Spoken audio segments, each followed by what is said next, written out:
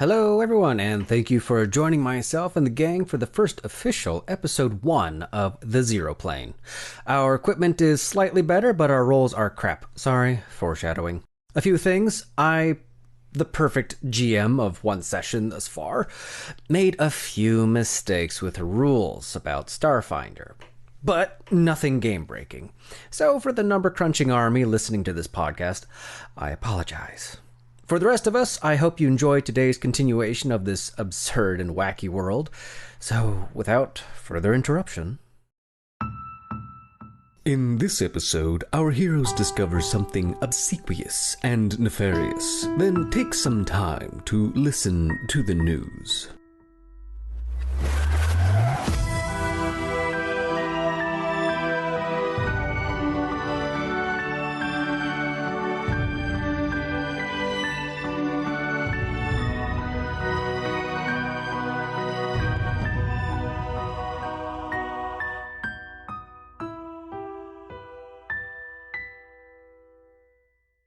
All right, so where we left off last time, I know we kind of went a little bit crazy.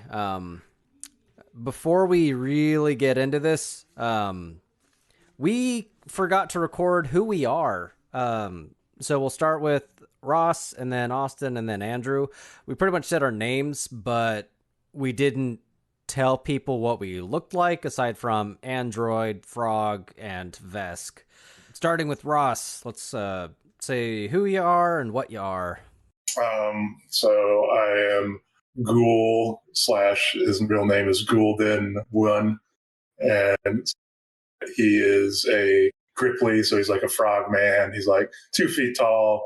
He's like a black and yellow frog, in like a spacesuit, like a little jumpsuit or whatever. Or kind of like Rock's kind of like basically operative or mercenary kind of clothes, whatever kind of vest and stuff. And he is unlike other Gripplies. A lot of Gripplies are very, even in Starfinder, far more like mystical and tribal. He's a little bit of like, I wouldn't say like an atheist, but like he's been exposed to the greater world. And he's kind of been trying to make his way as a bounty hunter. And that's pretty much my guy's motivations for things, is to either increase his reputation as a bounty hunter or his, or grow the business in some meaningful way. Mercenary kind of bounty hunter, emphasis on the bounty hunter, I guess. And he finds it a challenge since he's 2 feet tall. And so I imagine like he's rocking a recoil rifle that is almost as longer than he is. Yeah, I like the idea of a frog sniper. All right, that was Gul'dan One, who goes by Gul. Now let's do Austin, your guy. Okay, everybody. My name is Elgar. I'm a Vesk. Homeworld is Vesk Prime. However, kind of similar to Ross's character, I don't quite fit in with the rest of my people. Vesks are quite militaristic and combative, but Elgar, that's not his first inclination. He definitely enjoys learning a little bit more than fighting. He likes researching and kind of his scholarly endeavors. So in a sense, he's a wandering Vesk scholar, kind of a voluntary outcast from his homeworld. But with that being said, he still is a Vesk, so he can pack a punch, which is why he's kind of a tank, and definitely more apt and primed for hand-to-hand combat. So basically, like, he's got a temper, so if he's not really kind of feeling it, he'll use his muscle, but it's not his first kind of like innate inclination. But in his wanderings, his kind of scholarly wanderings, he found the Solarians and really started to jive with their philosophy of the duality, the life and death of stars in the universe, and how they are kind of a controlling force of things. So that really piques his interest. So he's found his way to Painquake, and he's got a little apartment there where he kind of uses as his little hub of research. But he's kind of finding meaning in the universe right now, meaning in the world around him. Doesn't quite have a mission in mind or anything in particular. He's just trying to figure out what's going on in this crazy messed up universe called the Zero Plane. And yeah, he definitely enjoys camaraderie, but kind of at first he can be kind of blunt and rude, but he's definitely a 7-foot-tall Vesk who can seem a little intimidating, I guess, at first. And as far as sort of like gear or special thing about him, part of his theme knowledge being a scholar is that he has like a very specific like skill set or expertise. And I thought it would be neat to have his expertise be like biomechanics, so he can really study kind of the quantum world, because there's a lot of similarities between just quantum chaos and kind of order and entropy, as well as like the massive like solar universal chaos.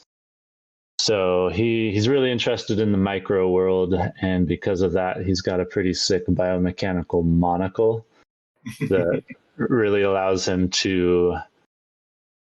It's like a microscope / like viewing device that he uses to conduct research on like different materials. So it helps him kind of understand how things are made and maybe what their properties are, weaknesses. So he can kind of analyze stuff up close and really get some extra insight into what's going on with something if he's working with it or encountering it. So how does that sound? Sounds cool. Very nice. Andrew, tell us what you got. I'm Gusty Adams. I'm an android that grew up in a barn somewhere over the horizon. As far as I know, I'm pretty much a couple of years old, though possibly older. I made a friend a while back named Scratch, who taught me how to whistle and gave me a guitar, and then he was eaten by a demon, I think. So I wandered around after that, drove a bus for a while, got fired, drove a taxi, got bored, and then I went back to the bus station. Mostly kind of compelled by the sort of underlying need to find Scratch again. But barring that, just sort of a generally helpful person who's kind of quick to let someone be his friend because he's, at heart a lonely android. And that's most of it. Andrew, I really tried hard not to laugh when you were talking. I didn't want to interrupt. No, you can laugh. I can take it. I no doubt you can take it. I didn't know the recording. All right, Ross, everything all right? Yeah, sorry, my headphones were dying. I was plugging them in, and then Oh. I realized they weren't plugged in all the way. So anyway. Okay, now let's get to the action. Okay. So there's like a bloody bathroom and shit. That's the last thing I remember. Oh, shit, we're playing a game. I forgot. Yeah. The game is Test Your Microphone. It's called Sound Check. And that's a wrap, guys. Legit, that sounds like an Atari game. Okay, last time, some bald guy exploded in a bathroom. There's weird smiley face. Sharon S. was explaining to Gripply, no, not that's your species, to Goal, that it was all about, like, people go in there and they explode, and that's on them. So then she starts cleaning it up. Everyone make a perception roll. I did it. And if you could, when you guys roll, just go ahead and shout out what you got, just so that people can hear numbers. 14. Yeah. I got a dirty 20. I Yeah. think I got a 7. So is your special eye, Austin, like give you perception bonus or something? No, I haven't actually added that to my sheet yet, but that's a good idea. Yeah, we can work on the specifics later for all three of you. Yeah, I looked at that video you sent me, Bo, and I'm sorry for a tangent about the frog that that is like Wolverine, that basically can have like that'd be kind of cool. Can I just be Wolverine frog, like grow little spikes out of my... So that would just give you so the frog is actually called the hairy frog, but people call it the Wolverine frog, and it breaks its bones and pops little bone claws out of its skin so it can claw enemies. It will regenerate them, and it's creepy exists. Yeah. It's a nightmare is what you're saying. Yes. Nice. Yeah, we can work on that. If it comes into play, we'll it's essentially like the Vesk's claw attack, but for a little frog. Sure. All right. Oh, So I anyway. did just realized I forgot to tell you my special item is a guitar Scratch gave me that is a little bit out of tune and missing a string. Nice. Man, I am loving the additional aesthetics of Andrew speaking. It's very, very, very poppy. It's like It an makes me LED, think- it's like an LED TV is talking to me or something. All right. Wait, so do you have that guitar just like on your person? I mean, I'm carrying it in a case. Yeah, okay. So like but you've always got it with you. Do you have a poncho? I hope you have a poncho. No, Austin or Oh, he's got a poncho. I was trying real hard to get a shirt, like a cool shirt last time, and I got a fish thrown at me instead. no, Gusty Adams has a meat shirt that he put on and it's smelly. And then Elgar has a poncho No, from a very no. angry Matt. No? It's a meaty pancho. Oh, If you look in the box, I just showed you what my meaty pancho does. yes. It's a meaty pancho. Because I Fuck. misspelled it when I put it in for him. So it's a pancho. But it's made out of like sailcloth, whatever the canopy of the vendor was. He just ripped it down and threw it at me, so I took it. Hey, that was Borkat the meat bat, and he's still having a bat. This is still the same day. All right, anyway, perception rolls. Austin, you see Sharoness as she's mopping up this blood, and it's really a bad mess. She's not doing the best job. But you start to see the blood slowly pool up behind her, and it's starting to mound into something. What do you do? And she's not facing it. Nope. She's facing towards you guys, and it's starting to pool up behind her, between her and the sink. Elgar gets up and sort of like, not bolts over, but like with a purpose, like walks over to investigate it closer. Sharoness sees you. Sorry, go ahead. Oh, no, maybe that's where I'll leave it. He's walking towards Sharoness. All right. Sharoness sees you. She's like, oh, hi, how can I help? I'm just mopping up this blood. It's getting pretty easy. I'm not really doing much. Please stand back. There's something behind you. Oh, come on. There's nothing. And she turns around. She goes, oh, good heavens. And then she runs towards and outside, and she goes back to her little corner for all of the treats. She's like, that never happens when everyone ever exploded before. That's completely new. And gross. So the mound itself keeps getting bigger and bigger, and it's moving of its own accord. What do you do? Elgar slams the door shut to the bathroom. Oh, geez. All right. Do I do a check for that?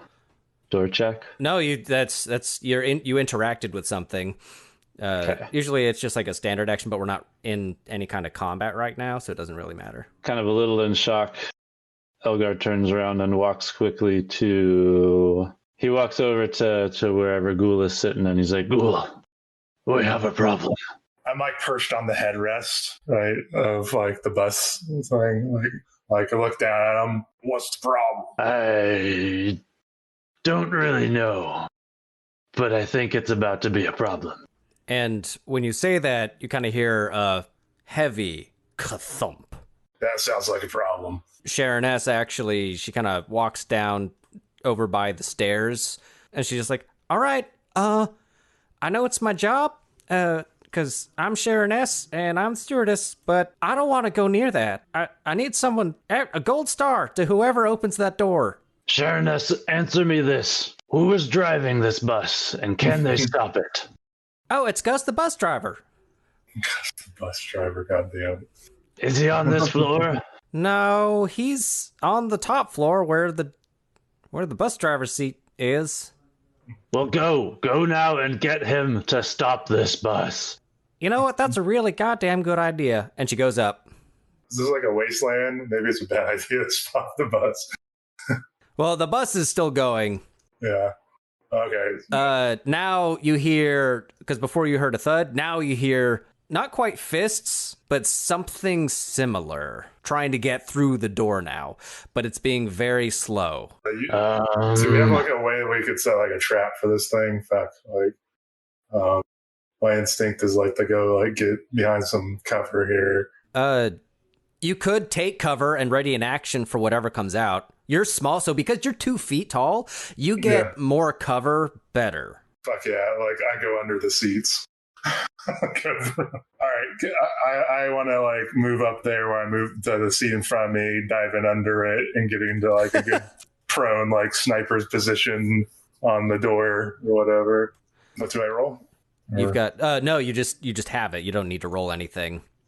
Okay, cool. You could roll a stealth check. Okay, sure. Now, if you don't move, if you've got cover and you don't move, you actually you don't move, you don't shoot or nothing or anything. You can hide behind something and you gain plus 40 to your stealth roll if you do not move and you're just hiding. And because you're so small, this seat that you're in or underneath gives you cover. Okay, well, and I also, since I'm a ghost, I get a +4 when I do a trick attack with a stealth check, whatever. So the trick attack is just your own personal stealth. The plus 40 comes in when you do not move, you don't engage, but you are solely hiding. Yeah, okay. I want to like just stealth it out. So I'll roll my stealth. I rolled a 16. Plus 40 is a 56. That's how that works. I'd like to do a perception check on Boots Rutherford, since he's like almost in front of that door that's about to maybe bust down. The thumps are getting louder, and now it sounds like they're metallic as they get stronger and stronger. 13, real quick. 13 is enough for you to know Boots is breathing. He's alive, but he's still in a puddle of his own mess where he fell into the bus. Gotcha. Elgar would like to drag Boots out of the way, maybe like over here. All right. Because even though he gets creeped out by Boots, he doesn't want him to die. Boots isn't very big, but still, give me a strength check, DC 15, because he's gross and slippery. Well, 5 doesn't get it. Remember, say what you guys roll out loud, so it's the more audio medium. So got a 5 strength. Not my greatest moment. So pretty much you grab poor Boots, but because he's so wet with sick, you kind of are busy trying to grab him, but he's too slippery. So that's where you are. Oh dear. I hate to ask this, Elgar, but would you like a hand with that? Yes, please. Gross. When you ask that, the shaking of the door is getting extreme. Oh shit! So, right. I was gonna ask. Does it look like the door can take much more? Like, does it look like a sturdy door? The door is made out of the same material of this bus that travels all across this insane desert full of giant death monsters. So yes, it is sturdy, but it's not impenetrable. Okay, let's try to move the weird one over here, and I'm going to see if I can wedge that door shut or something. Yeah. So the strength is still a DC 15, but Austin can roll to assist and give you a +2 on your roll. Oh, I mean...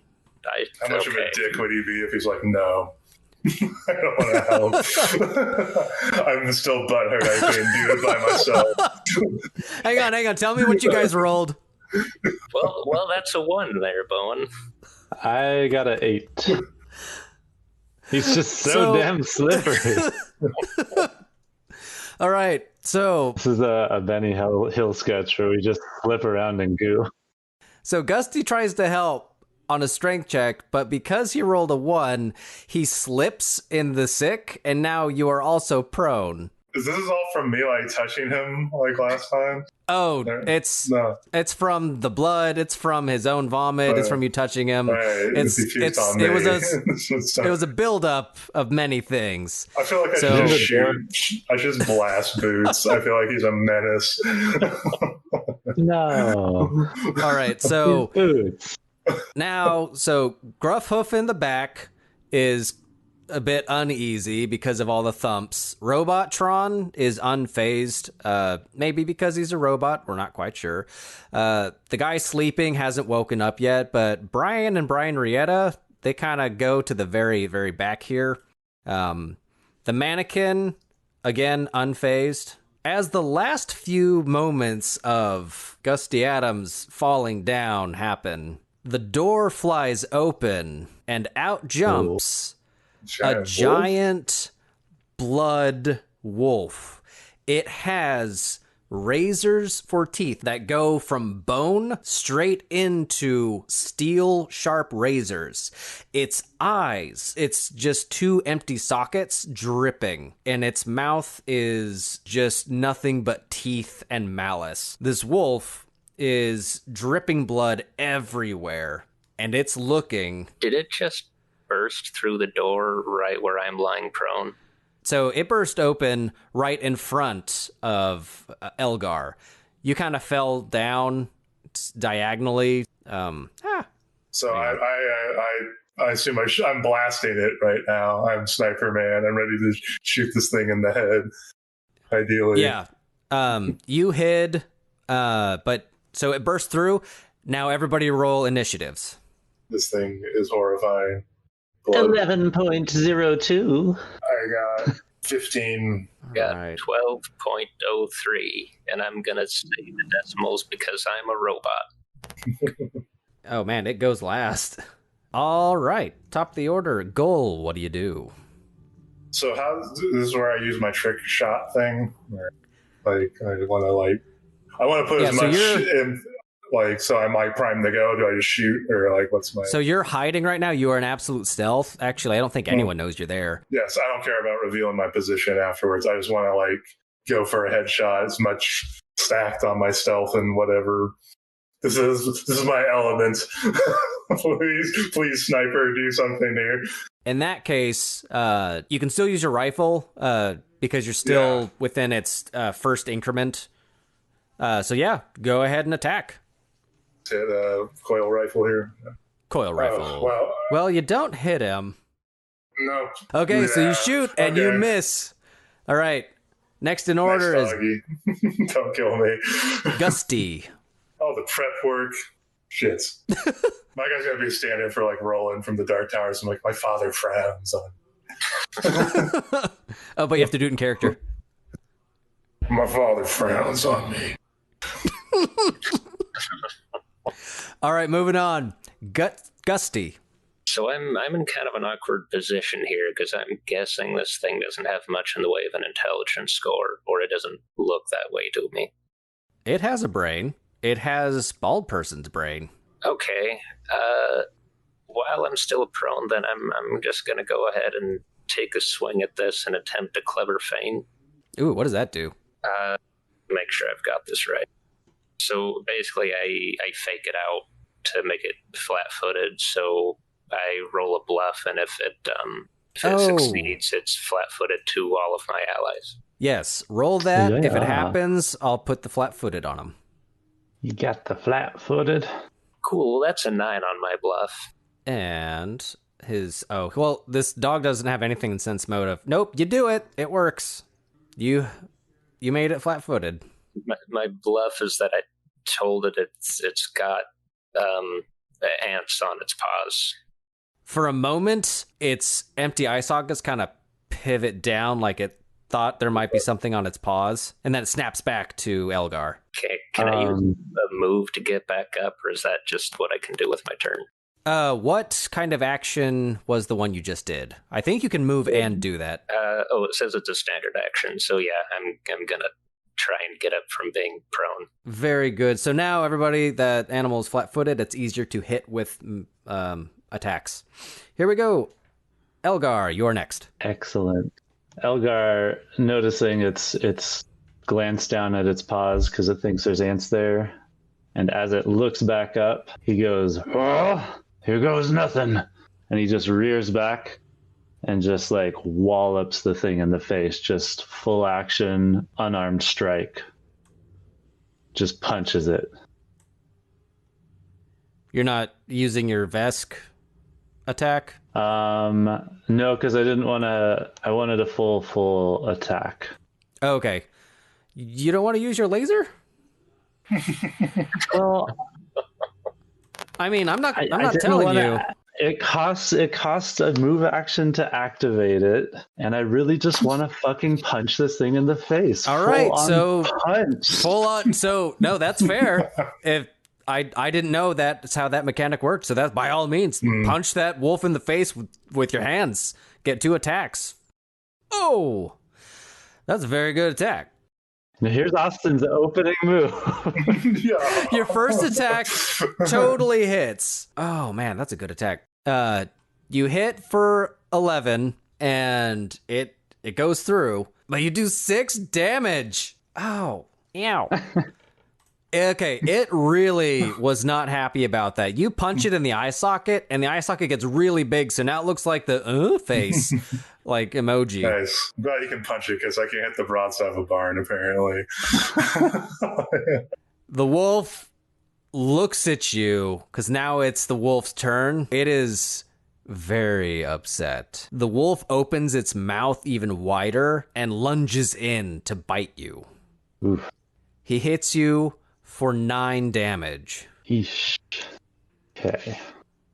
So do I chance to like defend myself, or is that just I No, can't do that's anything about well. that? So he rolled a 19 to hit, and I know that very much hits you. Gotcha. All very painful. This is a very mean dog. And now the dog jumps over to Robotron. When the dog leaves your base contact, you can punch him again. Your attack of opportunity. Yes, attack of opportunity. I'm gonna attack. Punch. We call them AOPs. In the Got a That does not 7. that does not land. Meh.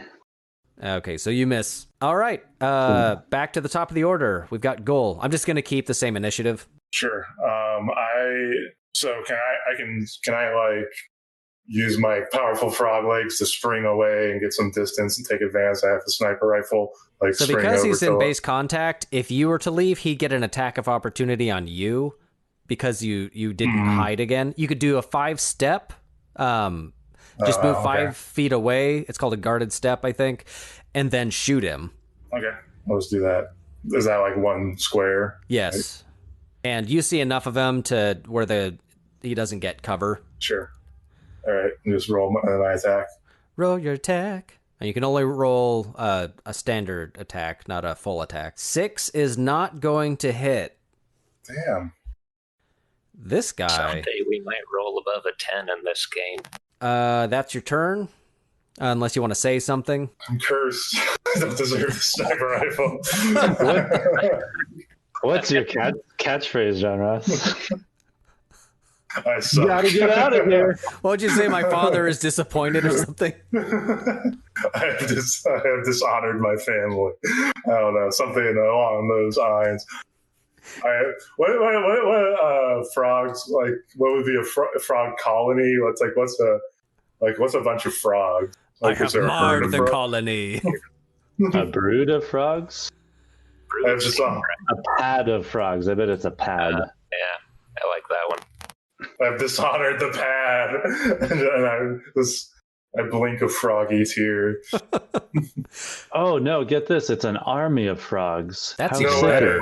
Yeah. Yes, I have failed the army. Perfect. All right, let's keep it moving. We have a lot more to do. I'm gonna quote Buster Bluth so much now. Like I do this for. I'm going to army, mother. All right, next, Gusty. And real quick, for your debuff, how long does that last for? Let me double check that. Oh, till either the start or the end of my next turn. Pretty sure it's the end. It's usually the end of your next turn, so that you get the buff, the debuff that you gave it. Yeah, you're right. It's the end of my next turn. Otherwise, that'd be stupid. All right, I'm gonna draw my pistol. I'm gonna pat the frog on the shoulder and say, "We're all cursed," and then I'm gonna shoot the wolf. Damn, that's awesome. There we go. Well, that's a 6. Jesus. Yes. And in fact, you demonstrate such. Hang on, just so everyone knows, beginning with Austin, our attacks are 7, 6, and 6. We're going to hit that 10 range. Really, Yeah, we're we know crushing it. that. Okay. Yeah, we rolled them. Rubbing it in. Elgar, up next. Please punch him again. Anyone can. It must be some kind of magic. None of us can. I'm trying to rationalize it. My frog is having a psychic break. Like, He isn't flat-footed anymore, though, so remember so that. immune to gunfire. So between failing to successfully pull Boots Rutherford out of the way and feeling very unaccomplished, That's honestly every time you interact with Boots, you all end up feeling so awkward and unaccomplished. You know, maybe it's Boots. Maybe it is. I would try to shoot him, but I'd probably miss and hit myself. so between all that, Elgar's patience is running thin, and he's kind of like his blood's boiling a little bit at this thing that just popped out and started to hurt him. So he's gonna bull rush the wolf, and as he's doing so, use a move action and a standard action to draw his solar weapon and attack it as he's kind of bull rushing it. So I guess he's bull rushing with the intent that he hopes he just bashes the wolf into the side of the bus, or maybe even through the bus. But I think you can only do a bull rush as your turn. You can't like bull rush and laser him because that's so bull rush is like full action and turn your laser on is a move action, and then you have to move to him. So Bull rush is a standard, as a combat maneuver. Whoops. That's a standard action. I think it needs movement, though. So you're moving. Oh, See, gotcha. I need to be closer to do that. Gotcha. I forgot that I'm not close to him. but what you can do is make a move action and at the same time turn your laser on as you're moving and then attack at the end of your movement. Just like drawing a weapon. So I'm just going to do that and attack. Laser that wolf. Then I'll use my solar weapon. I rolled a 5. So Jesus. Wow. Austin rolled a 1 and with his pluses got a 5. Holy shit, man. Let's just call it a 5. So That don't matter. you rolling a 1, your laser actually goes over the wolf's head. Now, it's not your fault. The wolf's head separated as it saw your attack coming in, and all the stringly bits like fan out, and its mouth separated from the top piece and the lower piece. Your blade kept going, and you hit Robotron. Roll your damage. Oh, 9. Robotron's dead. No, No. Dude, I was having a kinship with him, I felt like. He was going to be my pillar while I was taking cover. He was giving me some core strength. Right? Elgar is even more frustrated. So you hit Robotron dead, just square in the chest, and he looks at you and gives a frowny face, and then explodes. Ooh. Oh, God, you put him actually on fire. Yeah, Robotron is no more, Mon. Does the explosion at least hurt the Blood Wolf? Well, you're also in base contact. No, he's just on fire. Oh. I mean, whatever it takes. Now, Do I take any damage from okay, the so exploding because you're robot? asking, and this is the universe, let's find out. Since you want to hit yourself in the face for some reason. Oh, what the hell? A 49? I rolled a D100. I rolled a 50-50, and you caught the 50 that is not going to explode. So he just remains on fire. Okay. You missed it by 1. So you kill Robotron. Now, was an accident. There are witnesses. Anyway, now it's the Beast's turn. So the Beast looking at Robotron and seeing you, it turns to you and it kind of laughs maniacally. What? And then its smile stretches until the smile is 2.5 feet wide, and then it claws you with its front Getting claws. some real uncomfortable coyote vibes from this wolf. Yeah, it's like Cheshire Cat meets Coyote meets Robot. Oh, it hits you. Ah, It hits you 20. Oh, man. See, I didn't. Shoot. kills me. No. You're dead. No, it hits you. It hits you for 5 damage, the lowest damage it could have. So total, I've had 14 points of damage. Yeah, you're probably not okay. All good. All right, top of the order, Ghoul. My God, am I still within attack of opportunity range of him? No, that's simply in base contact. Oh, real quick, Okay. the wolf. Let's back up. The wolf does jump over, and start he lands on top of the mannequin. That did open up an attack of opportunity for Austin. So I'm gonna attack that mofo. Hit him, Austin. I can use my solar weapon, right? Because it's already drawn. That is correct. Whatever you've got equipped, you can use. Shabam. Oh, that hits. Yes. Yes. We interrupt this show to give you fun facts about Panquake. The public bus. These colossal vehicles of public transportation are the sole mode of travel between outposts and cities on Panquake. This decree was made in the late 250s when the Wildlife and Independent Political Party became too much of a threat instead of simply a nuisance. As giant walls and proper defensive turrets went up, so did the construction of the public transport system. Each Panquake bus stands 20 meters tall, 12 meters wide, and 17 meters long. That's 55 nogs tall, 1 paralion wide, and roughly 5 snoot scoots long. For those indigenous to Panquake, the public bus can withstand any obstacle this fierce planet has to offer, from the giant Scorpio Dragobears to the rust mites. The bus can weather them all.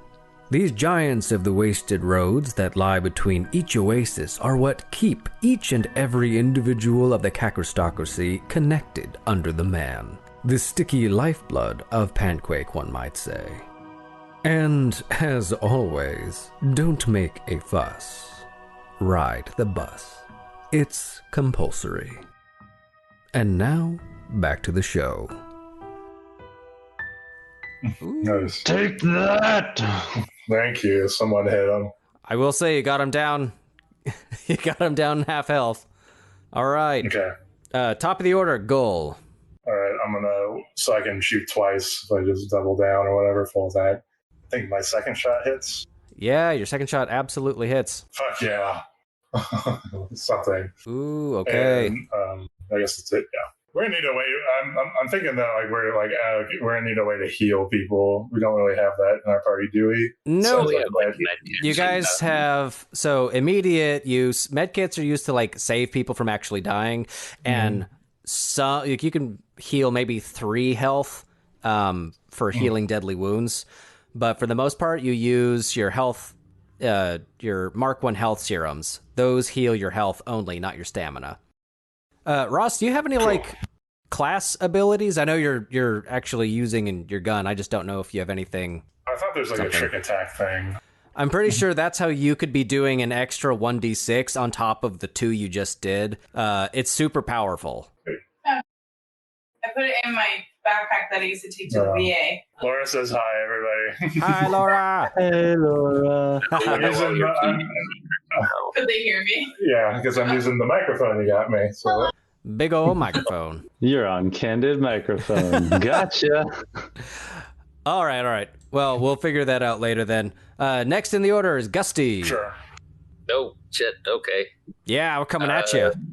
I guess I'm gonna try and shoot it again. I'm not sure in Starfinder, do you get negatives for shooting into melee combat? Only if anyone is in your way. Right now, none of that applies, so you can just shoot at it with no negatives. Okay, I'm gonna go ahead and do a full attack here then. I'm just gonna sit down, I think. That was, you rolled a 4 and a 1. Oh, right, that's a 4 and a 1 for posterity. Yeah.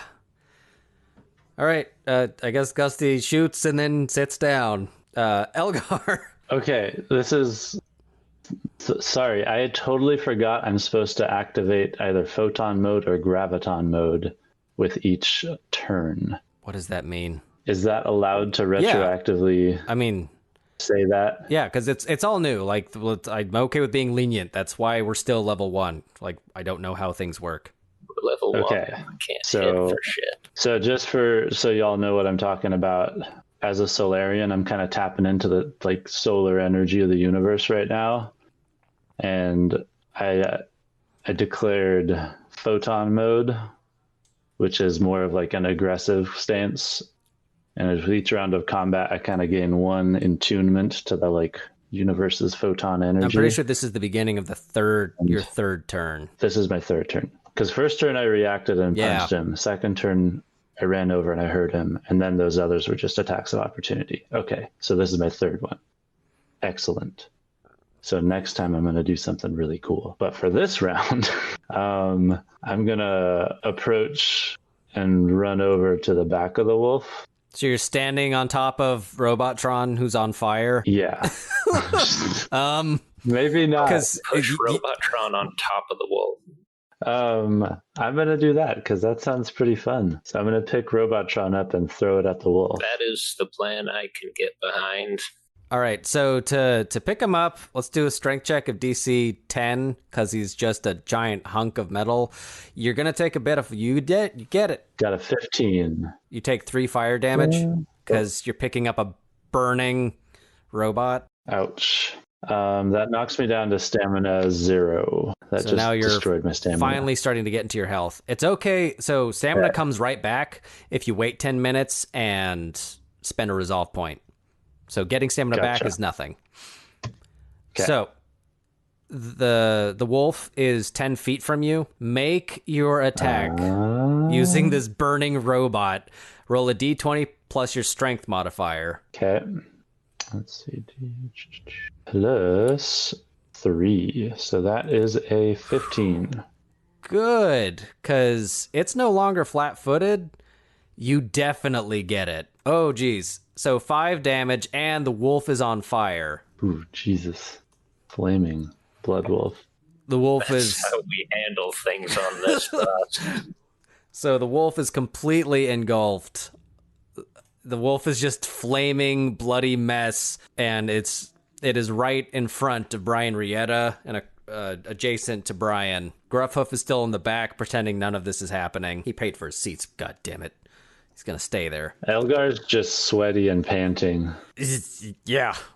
You did not catch fire. Goal, you're up next. All right. The thing with the trick attack I was reading, I guess it doesn't work with a sniper rifle. I need to get myself a pistol or something, which sucks. Or maybe I could use my claws for it. Would that work?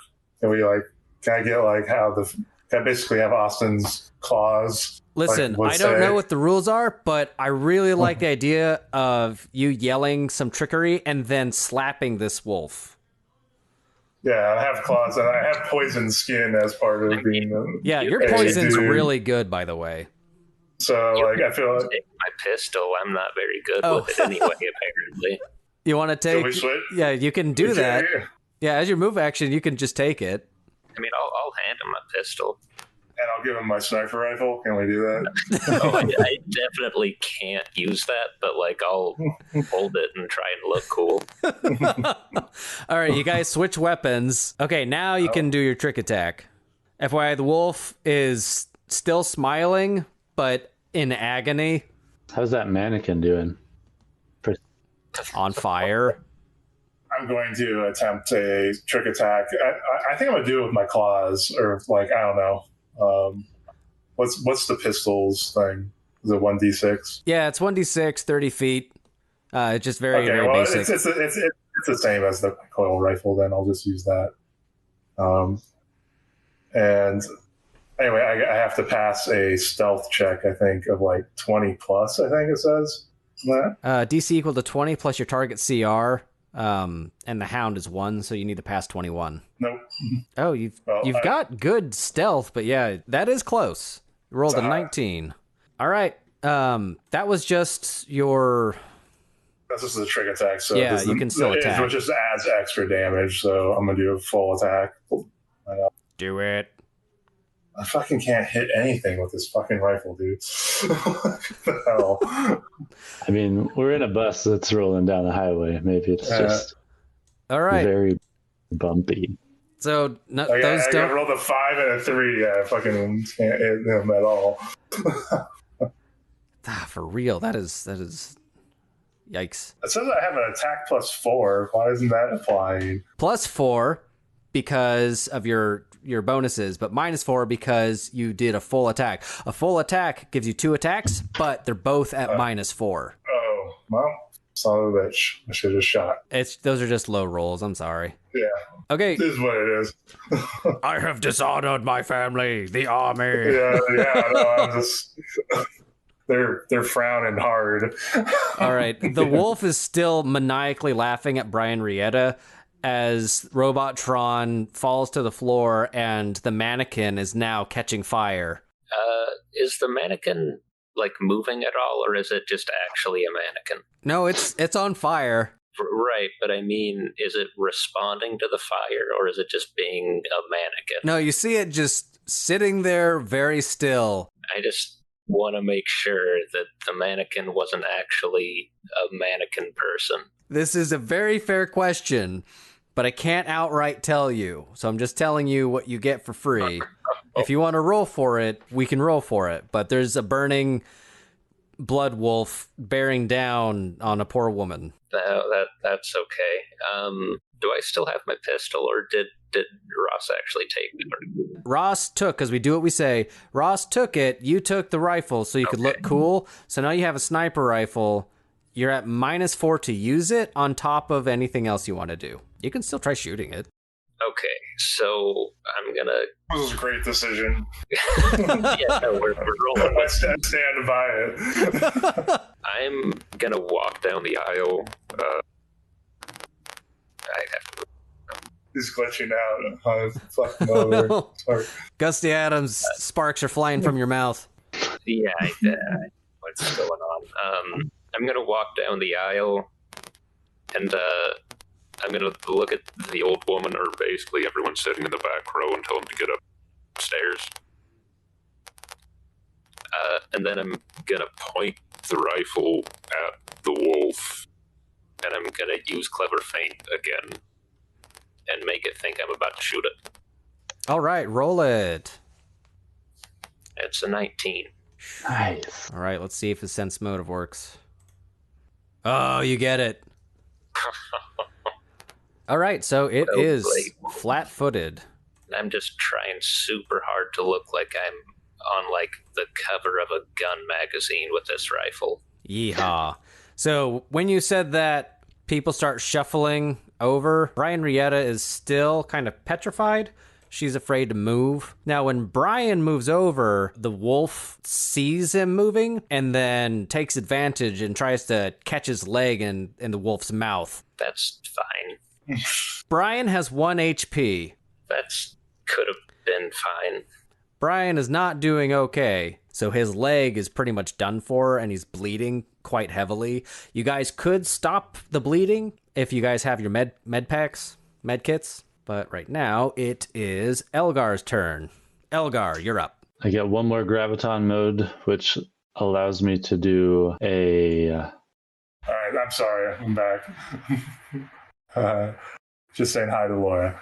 All good. Is it my turn? We're on Elgar's turn. Okay. So I just gained a final attunement point to activate graviton mode, photon mode.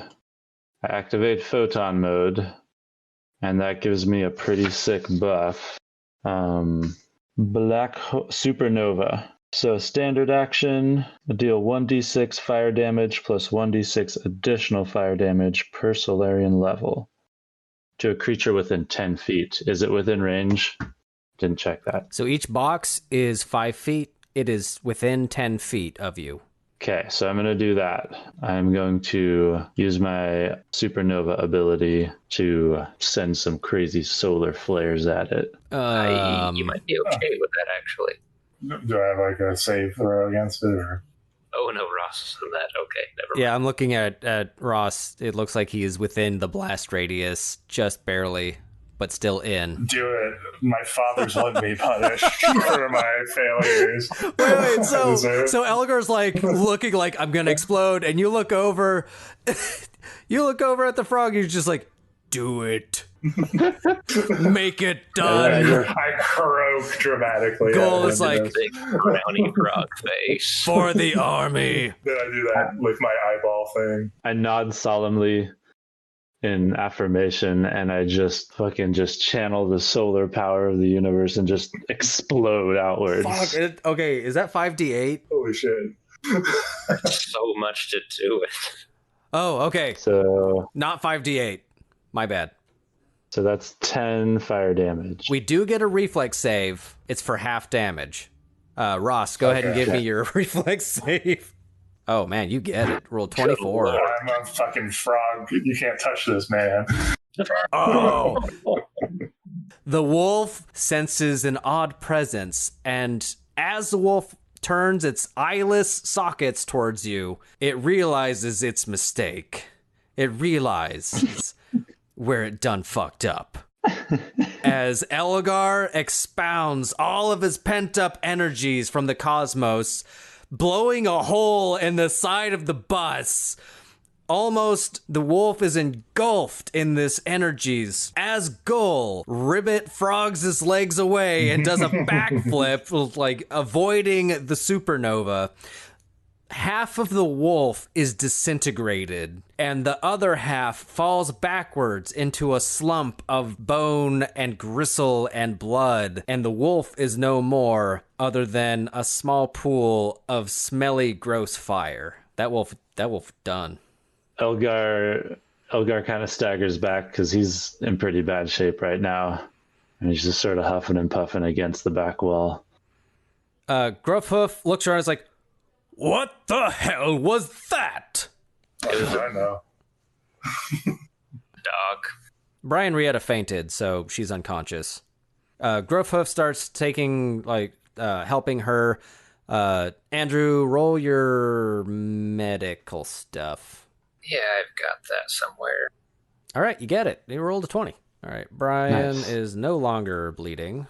Okay. The leg came off, right? No, it was just, just tore straight down the leg. That's why it was bleeding so much. Now, combat is over. There are some weird little mounds in that fire if anyone wants to take a look. Oh, Mounds. Like the candy bar mounds? Yeah, the wolf got some There's mounds. candies in these monsters, you guys. You guys find 3 knives, and the hilt is made of bone, and then it smoothly transitions into a razor. These are bloodhound knives. They do 1d4, and on a crit, they have the ability to infect whoever you've stabbed with the red fever. Do each of you guys take one? sure. I take one. Yeah. So it doesn't come back to you. I'd have to pull it out of somebody, right? Or something. Oh, I'd be- it's a knife, so if you stab somebody, you got to take it out. Can I throw it? It's Yeah. like how Yeah, every Okay. knife can be thrown. you fit your mind to it. I mean, anything can be thrown. Yeah, Sure. Elgar Alright, threw a cool. robot that was on fire.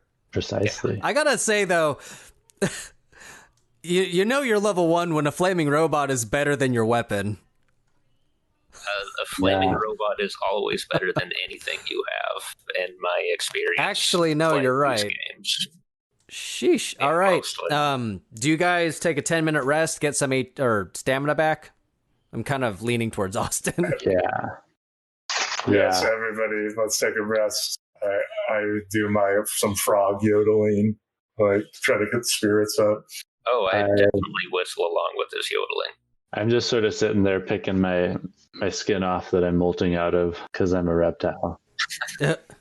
So Austin has no more temporary HP. Dang, you're tanky. How much stamina do you have left? None? My temp HP went down to 0. My stamina went down to 0. But then Wait, did you get I can't any remember how HP much you damage? said I just got. No, I luckily bottomed out at 0 stamina. You didn't need to do anything with the medkit then, because you gain all of your stamina back after a rest. That's why stamina's so nice. You could fight, and then gain your stamina like you take a rest. Because stamina is kind of like your wherewithal for like, oh, I could take a hit, and then when it really starts making you bleed, that's when it takes out of your HP. Yeah, gotcha. HP's a bigger deal. You take that. It's harder to heal, right? Yeah, much harder to heal, especially when you don't have a healer. A lot of podcasts that have done this, like, didn't have a healer, had to come up with some interesting things. Like, they came up with, like, a healing spider bot and stuff. I was like, all right. I'm willing to, like, sacrifice, like, my claws for some kind of, like, gotta be like that chick from Overwatch with a healing sniper rifle or something. Yeah, so that's the other thing. There are syringe weapons that you could put healing serums in. It just gets really expensive. So depending on what you guys end up doing for a lot of money, that could be viable or it could not be viable. Only time will tell. Actually, Gruffhoof goes over and he stomps out the fire. Oh my god, right. There was a fire. On this bus. So he ends up just... I was enjoying that. I say the Gruffhoof. Oh, there's also a big hole in the bus now, isn't there? There is. Is the bus still moving? Oh, the bus. So, yeah, the bus hasn't stopped. Not once. All right. Well, I guess I'd say to the group, like, I guess we should go to a different floor. Like, I don't know. Like, yeah, I'm pretty over this floor. Yeah. All right, so you guys... just like bloody bathrooms and flaming dogs and robots. Slowly back away from that hole in the bus. Yeah, so there's a big hole in the bus. Okay, do you guys want to go upstairs? Yeah. Yeah. All right, I'm going to take all of you. Yeah. Like, I assume like I've reloaded my gun. Yeah, and all yeah. That. I know. So anytime, that's why I'm not worrying about ammo. Oh, right. You can have your rifle back, by the way. It's not much good to me. Okay, I'll take the rifle back, give him his pistol back or whatever, because I can use the knife now with my trick shot. I'm going to keep my solar weapon drawn. That's a good idea. Oh. All right. Give me a moment. We're on level 2. Looting. Oh. Ooh. Okay. You guys climb the stairs after your battle, lick your wounds. You find 6 extremely drunk goblins. You find a bartender ogre who's just at his wit's end. There's a dead goblin. Sharoness is in the corner being harassed. This is the bar section of the bus where you could go get a drink, listen to music, or listen to the news. And when you walk up there, the first goblin here, he walks up to you and he's like, "Hey, you pay the toll." He's really, really drunk. I'm going to sense motive on that statement. All right, by rolling a 6, it doesn't matter what you guys pay, they're gonna fight you. Everyone roll initiative. Oh, we came to the wrong part of the bus, I think. Initiative. That's not 6, damn it. Ouch. Got a 13. That's a 14. Point Oh, 03. but I also, I got 6, but I'm an operative, so I got 7, so never mind, it doesn't matter. I just get +1 to whatever, to initiatives. Okay. Gusty, you're up. All of their weapons are not drawn except for the one way in the back. So they kind of wanted to start a fight, but they were not ready for it. So the weapons they have on them, are they like cudgels or guns? Or they're junk lasers. There's a chance that their guns will explode in their hands just by using them. They're not very good. Oh, right. These are goblins. Everything explodes around them. Yes. Well, I'm just going to do my old hat trick and do a clever feint. Tell them there's a spider on the roof. Excellent choice, sir. That is a 16 on bluff. Oh my gosh. It works because they have... And then I'm going to back up against the wall. These guys have a lot of negatives. All right, that first one is flat-footed. Cool, so you drop their AC, and then ideally I trick shot and do extra damage to them. Ideally. It's a good combo. Ideally, if I can ever fucking... world where we don't just roll a string of 3s. Exactly. Oh, it's the goblin's turn. Goblin right in front of you takes out his weapon. Me. No, I'm a frog. He takes out his weapon, and then he shoots at the goblin over to his right, over on those chairs. He gets a nat 20, and his gun explodes, Wow. and he dies. This is before the other one. I'd say that's par for the course for this day. And now the other goblin who takes 2d4 because it's criticals, you roll the damage and you roll it again. And he's dead also. What in the fuck? Wow. So he sees you guys. He's like, I'm going to fight these guys. I'm going to shoot that one. And it was his friend. And then his gun overcharges because he shot too well. Whoa. All the other goblins take out their guns and they kind of march on over. Some of them are on the bar. The bartender just has his eyes closed. Up next, Elgar. Oh, man. I think you can just stand back. They seem to take care of themselves. That's awfully nice of them. Exploding goblins. It makes sense why there was one dead already. I'm certainly hoping this doesn't last at least 3 rounds, but I'm going to gain 1 attunement point in Graviton mode this time. Elgar walks up to the bar and picks up this plate full of, looks like a teapot. Oh, God. And he just chucks it in the general direction, kind of just like hoping to hit one of them. Do I need to be more accurate than that, or is that something I roll for? Because it's a pretty hefty plate. That plate's like at least 6 feet long. It's an ogre's. I know it's an ogre's plate. You chuck it where? Like towards the group of them. Right. I chuck it at the one standing on the bar, hoping to knock him off into his buddies. Okay, so you pick up the plate. Everything falls off. If the tea was cold, and you chuck the plate. You are refusing to use. You're like, I am ranged as a melee fighter. So roll your strength plus a d20. He's like the Jackie Chan of our group. You have to fight with a rat. Which is why I'm... Then go ahead and roll. Oh, geez. A d3 plus your strength, because you add strength into thrown weapons. So you rolled a 1. What's your strength? Oh, but 3, sorry. Okay, you did 4 damage. So, You killed him. With a plate. And the plate keeps Excellent. going and shatters over here, so we don't have to worry about it. Up next is Gull. All right. I'm going to shoot the flat-footed one. He has a ranged weapon too, so he can't take advantage of attack of opportunity. All right. I just try to blast him there. Make your roll. Oh, you did it. Oh, jeepers. Oh, sorry. sorry. All right. Oh, man, you guys are wrecking house. Okay, you killed him. You just blasted that man at point blank range.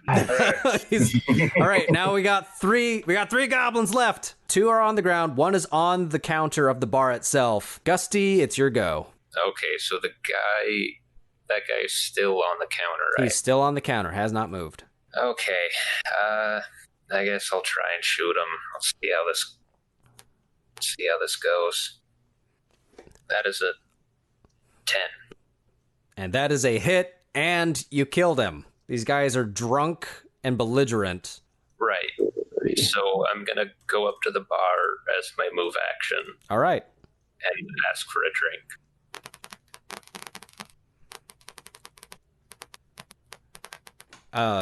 It sounds like your sparks are acting up. And don't worry, guys, we'll be wrapping this up soon. I ask the bartender for a whiskey. The ogre still has his eyes covered, but his other arm is acting just of its own volition, and he starts making your drink. Okay, cool. And that was your turn, so now it's the goblin's turn. The goblins are going to the one in front of you. Gusty, he's going to attack. Does he hit? Yeah, it looks like both my ACs are 13. All right. Quipping. And the other goblin, he goes and he shoots.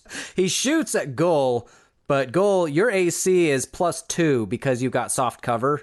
Yeah, I already have he's got 17 right now, I think. I rolled a 10, so that goblin does not hit you. We've got Elgar next.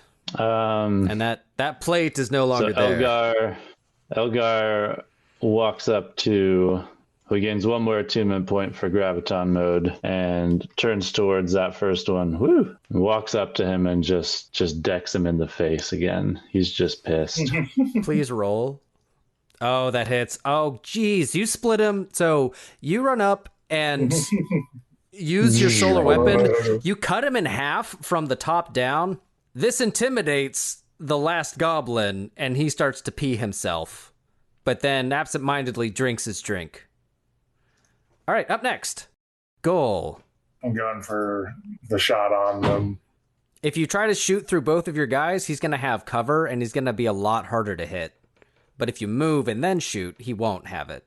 Okay, I'll move and shoot then, like, to get a clear shot on them, like, hop up on the bar. Oh, nice. Oh, roll me in acrobatics. Hopefully I'm supposed to be good at this. I've been waiting for this to see this frog acrobatics. Oh, jeez. Oh, wow. You leap up with only 1 foot because you're flexing so hard. You do a front flip and spin sideways and land in perfect form to take the shot. Then fucking roll 1. I'm gonna tip my drink at him. Oh my gosh. Okay, so you super shoot him for 1 damage. He is not okay. It actually knocks him back. Bravo. That's a super shot. Oh, actually, you knock him back. Let's find out, see how badly he trips over the 2 halves of his friend. Wait, would he provoke his attack of opportunity for getting knocked back? Yes. Austin, you have an attack of opportunity, and he's going to fall. So let's get the attack of opportunity first. So I just run up. No, you can't move. You can only attack for... You get a sucker punch. Yeah, you get like a sucker punch as he's going backwards, kind of, right? Correct. That's the idea. Oh, you roll a 20, got 6 damage. So you laser him the other way. You laser him in half horizontally as he falls back. And there's this weird angular symbol of in half goblins laying on the floor in front of you. The bartender clanks down a fresh whiskey drink for the android. Gusty. What do you guys do? Well, I take a drink. The bartender says to all of you, okay, now that all of that is done, how about all 3 of you come sit down, take a deep breath, and we watch the news. Sure. That sounds I good. would like that very much. All right. Take some Do you have any seats. good drinks for me? Let me clear off the blood and the corpses. Oh, You can scoot that goblin blood into So a cup. much. I'll drink some goblin blood. he does that. Here you are, my strange friend. Your drink is quite unique. And he just clanks it in front of you. And I just I lap it like a frog dog with like my frog tongue, like going into it, like and watching it. Mr. Vesk, what is your drink? Do you have gin? You see his waist move because he kicks up a gin bottle out of nowhere, catches it in his hand, and he's like, open mouth. Dude, gin shot. I willingly open my mouth because I am just frustrated and annoyed, and I just want a drink. And he says, hold in mouth until it is unbearable. And he starts pouring it into your mouth for about 10 counts, and then he stops it and clanks the gin bottle down. Please wait at least 10 seconds. It is burning. It is horrible. But then when you finally drink it, all of it hits you like a very pleasant freight train, and your whole body relaxes. Elgar says, yeah. Now we are all relaxed. Pleasant. We are all going to listen to the news. And he picks up the remote and he turns it on.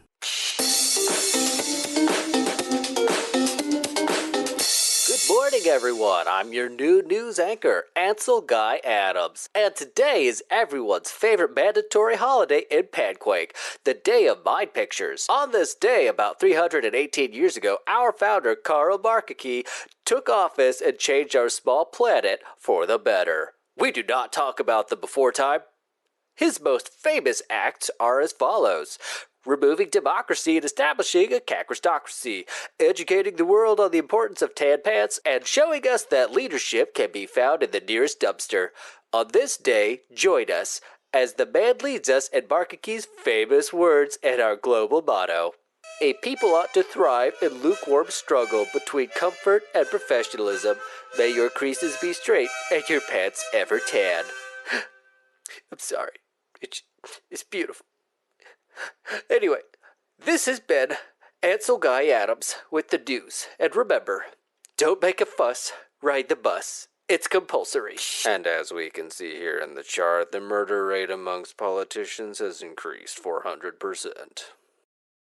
Well, I feel educated. Excellent. For like a second, I thought you were sitting there with the synthesizer doing that live. That was the news. Nice. Thank you. Yeah, it was high. You think it was all about fighting, but this whole episode was about that. Could tell you were jumping at the end of that. I know. Well, I was like, we're overtime. Shit. All right, and everybody do level up to level 2. You've put up with quite a lot, so now you're level 2.